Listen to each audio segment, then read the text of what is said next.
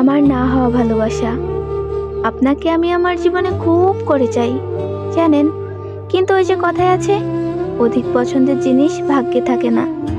শুনেছি দুনিয়াতে যে যার সঙ্গী হয়, পরকালেও নাকি সে তারই হয়। তার মানে দুনিয়ার মতো পরকালেও আপনাকে আর পাওয়া হলো না।